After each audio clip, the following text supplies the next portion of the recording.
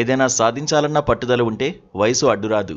70 ఏళ్ల వయసులోనూ అద్భుతాలు సృష్టించవచ్చని నిరూపించారు ఓ వృద్ధుడు. ప్రస్తుతం ఆయన సోషల్ మీడియా సెన్సేషన్ అంటే అతిశయోక్తి కాదు. ఆయన చేసిన ఒక్క వీడియోతో సెలబ్రిటీగా కూడా మారిపోయాడు. మొదటి వీడియోతో జాతీయ స్థాయిలోనే గుర్తింపు తెచ్చుకుని దేశం అతడి వైపు చూసేలా చేశారు ఉత్తరప్రదేశ్ కు చెందిన వినోద్ కుమార్ శర్మ.